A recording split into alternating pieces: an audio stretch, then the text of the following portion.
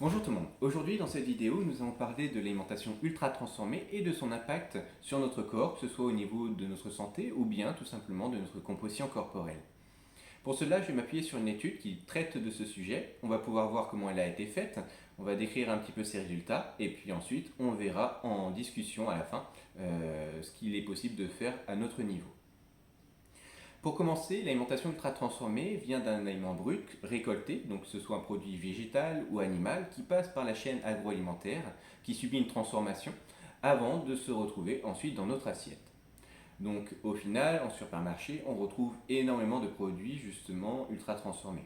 Par exemple, le nectar d'orange qui va appuyer justement toutes les transformations qu'on peut faire d'un produit, avant justement qu'il se retrouve ce jus d'orange dans notre verre. Donc du coup, l'orange est récoltée et pressée, on en retire le jus qui a séché après derrière. Dans un but de déshydratation, l'objectif étant de réduire sa péremption et puis qu'il se conserve aussi beaucoup plus longtemps et puis qu'elle ait le temps finalement d'arriver jusqu'à notre verre et que nous on puisse justement la boire. Donc ce processus de remise en condition finalement du jus d'orange, c'est à ce moment-là finalement où il y a le plus de transformation. On reçoit le produit sec. Il va être réhydraté ensuite dans le pays mis en bouteille. On va pouvoir lui ajouter des additifs pour la conservation, pour augmenter un petit peu tout ça. On va pouvoir lui ajouter de l'arôme s'il en a perdu ou pas en fonction bien sûr des marques. On va pouvoir plus ou moins en avoir. On va lui rajouter du colorant pour retrouver un aspect naturel. Et puis des fois au niveau justement des macros, on va lui rajouter du sucre, des vitamines aussi parce qu'elle a perdu la totalité de ses vitamines. Et tout ça, finalement, ça n'a plus rien à voir avec l'orange qui était originelle. Donc on va parler ici d'un aliment ultra transformé. Il en existe plein d'autres, comme bien sûr les plats pré-cuisinés. On retrouvera aussi certaines salades, etc. On retrouvera le pain de mie, la brioche, etc. Et j'en passe. Donc dans l'alimentation ultra transformée, déjà le premier point qu'on pointe, eh bien tout simplement c'est les additifs, qui certains sont plus ou moins dangereux pour notre santé. Et d'autre part, au niveau de ces additifs, on retrouve aussi les macronutriments qui sont rajoutés, notamment le sucre, le sel et les graisses, et qui ont un effet plus ou moins négatif sur notre corps. L'objectif au niveau de l'agroalimentaire de rajouter plus de sucre ou plus de gras ou plus de sel, c'est tout simplement parce que l'aliment que vous allez prendre va sembler beaucoup plus goûtu, beaucoup plus appétissant, etc. Et forcément, va créer une sorte d'addiction et va vous donner envie d'en consommer beaucoup plus. On va pouvoir le voir, ça a quand même un impact et on le verra notamment au niveau de la recherche qu'on décrira juste après. Donc ces chercheurs, en fait, se sont posé la question tout simplement parce que dans des régimes qui ne sont pas forcément idéaux finalement pour perdre du poids, parce qu'on va supprimer un type d'aliment et ça crée une carence, etc., on retrouve quand même des points communs. Donc le premier point, finalement, dans un régime, dans l'objectif de perdre du poids, c'est le déficit calorique. Donc c'est avoir des dépenses supérieures aux apports nutritionnels, donc soit par une activité physique supplémentaire ou soit par une réduction finalement des kilocalories. Et ça se fait au niveau justement de la plupart des régimes, soit par moins ou pas de sucre, pareil au niveau des glucides ou bien des lipides. Cependant, donc après ce point justement de déficit calorique, on retrouve aussi un deuxième point qui est commun, c'est la réduction des aliments ultra transformés. Alors là, justement, est-ce que ça vient justement des rajouts de sucre et de graisse qui sont vraiment conséquents et donc du coup qui font que c'est pour ça qu'on n'arrive pas à perdre de poids, ou bien c'est par rapport à un aspect santé, par rapport à certains additifs qui causent notamment certains soucis chez certaines personnes. Donc les chercheurs ont formé deux groupes de 20 personnes, 10 hommes et 10 femmes. Donc vous voyez, c'est assez peu comparativement à des études sur 4000, 10 000 personnes, etc. Et où la masse fait que les différences interindividuelles liées à la génétique ou liées au fonctionnement de la personne créent des grosses différences. Et là, justement, ces grosses différences, on va pouvoir les avoir, mais elles vont être lissées. Tout simplement parce que l'étude se fait sur 2 fois 14 jours et que les deux groupes de personnes vont échanger le rôle au bout justement de la quatorzaine et vont pouvoir subir finalement l'autre type de régime. Donc au niveau des régimes, on avait une alimentation ultra transformée, une autre, et l'autre groupe, avec une alimentation non transformée. Il y avait 3 repas qui étaient préparés, le petit déjeuner, le déjeuner et le dîner le soir, avec comme objectif les mêmes valeurs caloriques, les mêmes macronutriments, le sodium, pareil, et les fibres aussi en même quantité. Tout simplement parce qu'on sait que sur l'alimentation ultra transformée, il y aura peut-être moins de fibres, plus de sodium. Au niveau des macronutriments, il y aura plus de sucre, plus de graisse, et les caloriques, forcément beaucoup plus élevés. Et là, finalement, faire un repas diète avec du non transformé et un repas fast-food, on va dire, avec de l'ultra transformé, naturellement, on induit directement les résultats. On sait directement ce que ça va faire entre les deux. Donc là, l'objectif, c'était vraiment d'avoir deux types de repas différents, mais que les macronutriments et tout ce que ça apporte, ça soit à peu près pareil. Pour pas que ça soit ça qui fasse la différence. Ensuite, sur le reste de la journée, ils pouvaient manger autant qu'ils voulaient et bien sûr la boisson à volonté, donc c'était de l'eau. Au niveau du repas, la consigne était de manger autant qu'ils désirent aussi. Donc c'est-à-dire que ça va être la satiété qui va arrêter la personne ou bien ses envies. Donc ça aussi c'est intéressant. Tout simplement parce que dans cette étude, c'est plus un fonctionnement normal, c'est-à-dire que on ne va pas être limité à la quantité qui sera prédéterminée, on va manger autant qu'on peut et qu'on veut. Et au bout de ces 14 jours, comme je vous ai dit, pour éviter justement les différences individuelles, on échange de rôle. Donc durant ces 4 semaines, les chercheurs ont mesuré d'une part les kilocalories mangées et d'autre part celles dépensées.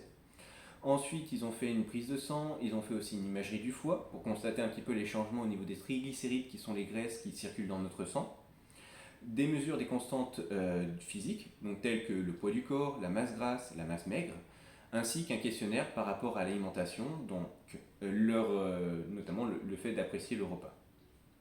Donc au niveau des résultats, je vais vous afficher un petit peu justement les différents diagrammes et on va commencer par la première courbe, les premières courbes qui sont sur la prise alimentaire. Donc sur cette prise alimentaire, on constate en bleu l'alimentation ultra transformée est supérieure à une alimentation non transformée en termes de kilocalories journalières.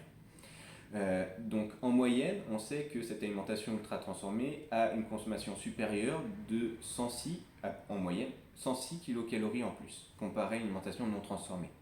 Et de ce fait, forcément, on observe aussi une prise de poids, une prise de masse grasse. Au niveau des dépenses caloriques, rien n'a été dit de spécifique, pas de sport, pas de choses comme ça, donc c'est peut-être aussi pour ça qu'on a eu ce genre de résultat. A contrario, une diète non transformée, on retrouve justement plutôt une perte de poids dans l'ensemble et une perte de masse grasse. Donc c'est intéressant, c'est que même s'il n'y a pas d'activité physique, avec ce petit changement alimentaire, il y a vraiment une grosse différence entre les deux types de régimes, le régime ultra transformé et le régime non transformé. Et pour s'assurer que ces changements ne surviennent pas par rapport à un manque de satisfaction alimentaire, justement les chercheurs ont posé la question au sujet et on s'aperçoit que l'appétit par rapport justement aux différents plats était exactement la même, qu'il n'y avait pas de grosse différence. Donc ce que montre cette étude, c'est que déjà il faut souligner l'autorégulation. Tout simplement parce qu'avec la consigne mangez autant que vous voulez, on se rapproche plus d'un cadre quotidien qu'un cadre d'étude. Un cadre d'étude trop serré, avec des règles strictes, etc., c'est pas transposable au quotidien. Tout simplement parce que les résultats sont plus liés justement aux consignes qu'à quelque chose que quelqu'un ferait naturellement. Là, finalement, les résultats qu'on obtient, c'est plus quelque chose qu'on pourrait obtenir au quotidien. L'alimentation ultra transformée était aussi mangée en plus grosse quantité, comme on l'a vu, et en calories plus importantes. À la fin de la journée, c'était plus élevé. L'assimilation de plus de glucides et de graisses qui sont liées justement à cette consommation plus importante était liée aussi à une sensation de satiété qui était retardée. D'une part parce qu'il y avait une modification des hormones au niveau de la leptine et de la ghrelin, qui sont l'hormone de la faim et de la satiété. Et aussi, deuxième chose, la sensation de satiété qui était retardée était provoquée aussi par la dilatation de l'estomac. En fait, c'est quand on a l'estomac distendu, ou bien rempli en tout cas, qu'on n'a justement plus du tout faim et qu'on est bien, et qu'on s'arrête de manger. Deuxième petite chose aussi qu'il faut comprendre, c'est qu'au niveau des fibres alimentaires, ça joue un rôle majeur justement dans cette sensation de satiété. D'une part parce qu'une alimentation ultra transformée, ça va être on va la manger très très vite. Il n'y aura pratiquement pas besoin de mastication. Au niveau de l'estomac, ça ne va pas forcément remplir beaucoup l'estomac non plus. Et donc du coup, le volume calorique est très important. Contrairement par exemple à des légumes frais, où justement plein de fibres alimentaires dedans, on va devoir avoir une mastication beaucoup plus importante, ça va remplir plus notre estomac. Et enfin, les kilocalories vont être beaucoup moins grandes. Pour conclure cette vidéo et voir ce qu'il est possible de faire d'après cette étude dans notre quotidien, la réduction des plats ou des aliments ultra transformés pourrait être efficace dans l'optique d'un contrôle ou d'une perte de poids. Comme on a vu, le groupe qui avait une alimentation ultra transformée et uniquement ça, son poids augmentait. Et pour les autres non transformés, son poids descendait et surtout sa masse grasse. L'étude nécessite aussi ici de séparer les deux, mais dans notre quotidien, on ne va pas faire ça. Ici, pour l'étude, naturellement, s'il y avait un petit peu l'un, un petit peu l'autre, ça aurait été difficile de conclure à quelque chose. Donc il faut vraiment que ça soit bien séparé. Dans la vie de tous les jours, il suffit finalement de trouver son équilibre, c'est-à-dire entre l'alimentation ultra transformée et non transformée. Et tout ce processus peut se faire progressivement. Passer doucement d'une alimentation ultra transformée à non transformée. Et c'est une question d'organisation, tout simplement parce que l'alimentation non transformée demandera peut-être un petit peu plus de temps de préparation, mais aura des effets sur votre santé, sur votre bien-être beaucoup plus importants qu'une alimentation ultra transformée comme on a pu le voir. Donc naturellement, ça passera par la consommation de plus de fibres alimentaires pour justement l'aspect satiétogène, peu calorique et aussi mastication, et notamment par les fruits et légumes. Après, il y a beaucoup de personnes aussi qui n'apprécient pas ou qui ne mangent pas forcément beaucoup de fruits et de légumes. Eh bien, on a pu le voir dans la recherche ici. Il n'y a pas de différence au niveau gustatif, au niveau de l'appréciation des personnes, entre des plats cuisinés au niveau agroalimentaire ultra transformés et des plats justement faits à partir de produits bruts. Donc le tout justement est de savoir les cuisiner pour faire en sorte justement que ces fruits et ces légumes soient à votre goût. Et c'est une question aussi d'habituer un petit peu son palais. Donc voici ce qui conclut cette vidéo. Si vous avez des questions par rapport à celle-ci, si vous voulez en savoir plus, n'hésitez pas à les poser en commentaire, j'essaierai d'y répondre. Deuxième petite chose, je suis coach sportif et nutritionnel, je permets à des personnes aussi d'être mieux dans leur corps et dans leur tête. Donc n'hésitez pas à m'envoyer un message, que ce soit pour un coaching sportif ou un coaching nutritionnel, et puis je me ferai un plaisir de vous donner un peu plus d'informations. Il ne me reste plus qu'à vous souhaiter une bonne journée.